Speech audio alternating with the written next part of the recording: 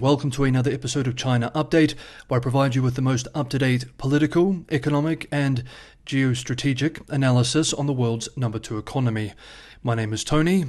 Let's jump in. Okay, happy Monday everybody. I hope you had a restful weekend and I wish you all a productive week ahead. It's a Monday, so as usual we begin with the economy. Saturday saw the publication of official numbers for the month of August from the National Bureau of Statistics.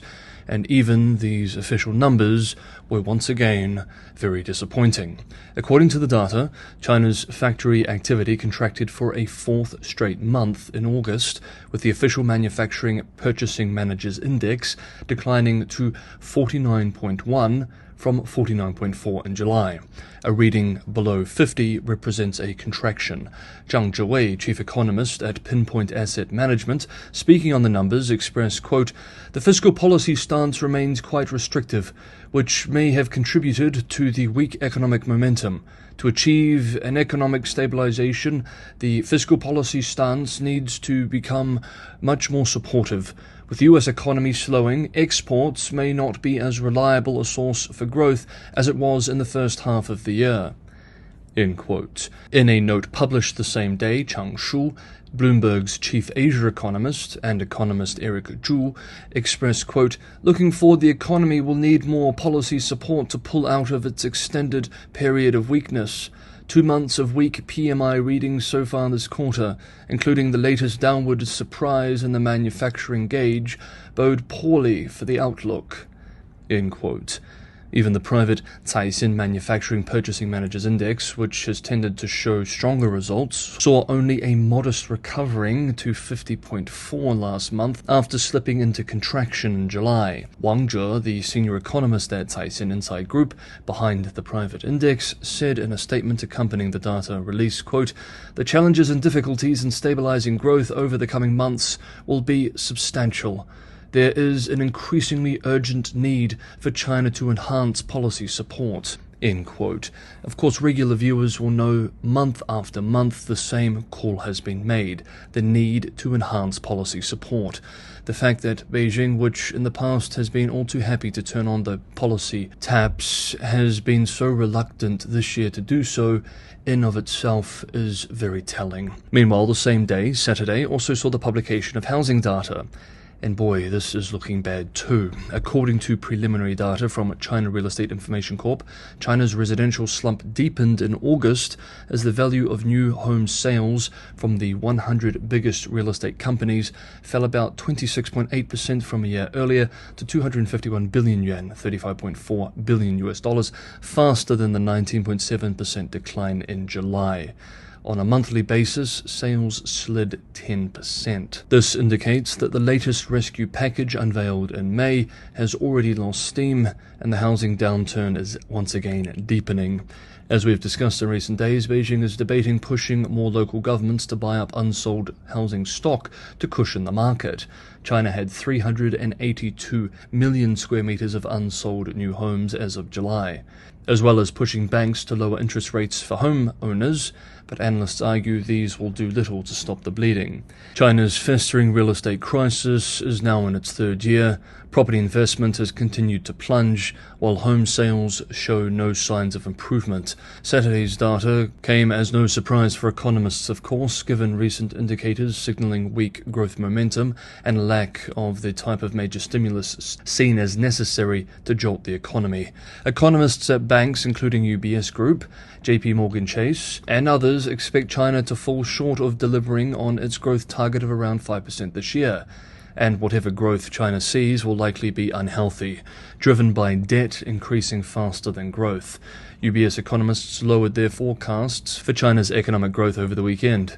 Economists at the bank now predict that gross domestic product will expand 4.6% and 4% this year and next year, respectively. In recent days, ABRND Investments published its global macro research report for China called China's Long Sluggish Summer, arguing, quote, "Chinese data disappointed in July, with the economy expanding at a slow pace. Policymakers continue to take an incremental approach to easing, which is unlikely to spark a meaningful upturn in the economy in the near term." End quote. On Friday, Finance Minister Lan Foan, in a video message at a meeting in Cape Town, South Africa, of the New Development Bank, a multilateral lender established by the BRICS group of emerging market nations, put on a brave face, saying, quote, "The economy is still growing at a clip of 5%, with the first half generally stable and progressing steadily. Looking forward, China's economic development has multiple advantages, and macro control policies will continue." End quote. However, Yan Wang, chief emerging markets and China strategist at Montreal-based research firm Alpine Macro, in a note to clients discussing his most recent trip to China this week, expressed that Chinese policymakers appear, quote, "paralyzed," end quote, saying they seem to lack a coherent strategy to address the country's mounting economic challenges. Quote, "Even the piecemeal measures made so far are ad hoc and hesitant. Essentially, Beijing is repeating the classic policy mistake Japan made after the asset bubbles burst in the early 1990s, risking the economy falling into a prolonged stagflation." End quote. Next up, for our quote of the week, I wanted to turn to a recent piece penned by Yin Hejun, Minister and Party Secretary of the Ministry of Science and Technology, on studying and implementing the spirit of the third plenum series in Party Mouthpiece The People's Daily. The piece is called "Deepen the Reform of the Science and Technology System." Last week, we covered areas of contention in the US-China relationship, with Beijing complaining that the US technology controls are unfair as they hurt China's so-called legitimate development interests, which are purely economic, not security-related. Washington's position is that advanced technology, especially semiconductors, is a matter of national security. This piece from Yin demonstrates how at least some in Beijing's elite really feel about the role of technology for China, that it is part of a zero-sum contest for supremacy. Quote, "Deepening the reform of the science and technology system is an inevitable choice to enhance national competitiveness and respond to external risks and challenges. The international situation is severe and complex, and China's development faces many challenges, such as external attempts to create technological barriers and sever global innovation and industrial chains. The competition between nations is essentially a competition of strength, with the key being the competition of scientific and technological innovation capabilities, and the underlying contest being whose system is more superior." End quote. He calls too for strengthening, quote, "the dominant position of enterprises in scientific and technological innovation and promoting the integrated development of science, industry, and finance." End quote. We have one more development to cover, but just quickly, if you're getting some value from today's episode, don't forget to hit the like button. If you'd like to see the channel grow, sharing is a big help. And for regular viewers, don't forget to subscribe and hit the bell notification. Unfortunately, recently, many have told me that though they are subscribed and hit the bell notification, they are not getting these episodes when they come out. Some have also been unsubscribed, so it may be worth checking this now. We're about 100 subscribers away from hitting 75,000. It would be awesome to hit that target this week. Patreon and Buy Me a Coffee links are also in the description for those who want to help keep the channel financially sustainable. I rely primarily on subscriber support to keep going, so this is also a tremendous help. Thank you so much. Okay, that was a lot of heavy news, so let's end today on something lighter and a little more positive for China.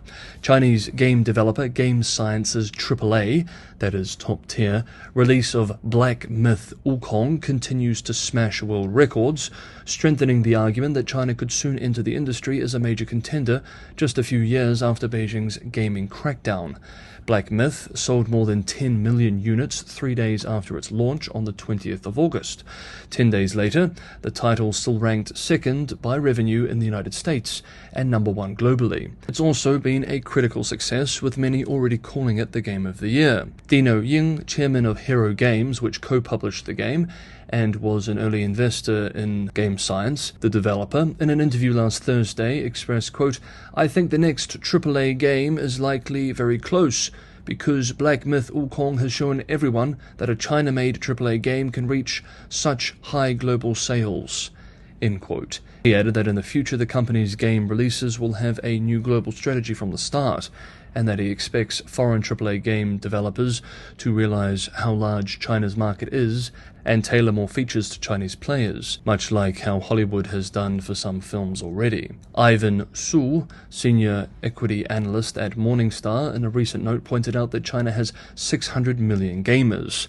According to Nico Partners, a market research firm, by 2027 there will be more than 700 million players there, and the market will be worth $57 billion, up from $45 billion in 2022. We should note, however, as we will see, these are overwhelmingly mobile phone gaming players. The question is, though, with such a large gaming market, why has it taken China so long to produce a successful AAA game? One reason, like I just said, is that the country has prioritized dominating the mobile gaming market.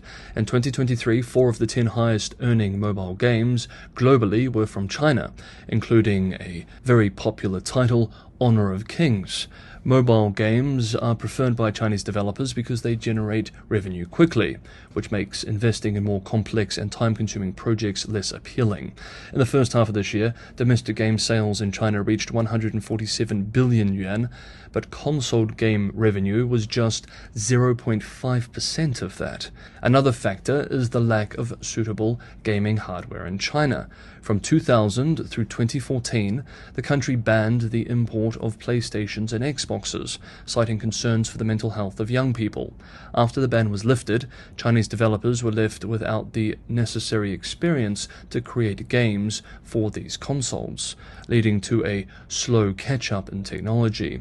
Even Black Myth was created using Unreal Engine, a 3D graphics tool from the American company Epic Games, not native Chinese tools. As we've just mentioned too, Beijing only recently ended a years-long regulatory crackdown on the industry.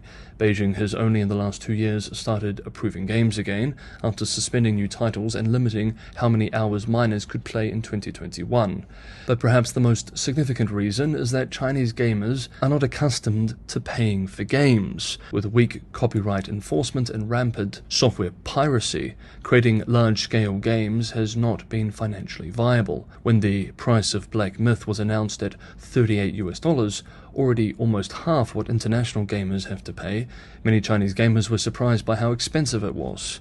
The success of Black Myth has also sparked nationalistic pride in China, with state media and government officials, including very senior officials, trumpeting the game's success. However, the US and Japan alone produce dozens of AAA titles every year, and studios in small places like Poland, the Witcher series and Cyberpunk 2077, and Scotland, the GTA series, are also capable of developing excellent, record-breaking games and on native hardware. But the success of Black Myth Wukong could mark the start of more Chinese developers trying their hand at entering the lucrative AAA gaming market. Okay, that is today's episode of China Update. Thank you so much everybody for watching. Have a wonderful Monday, have a good productive week, and I will see you all tomorrow.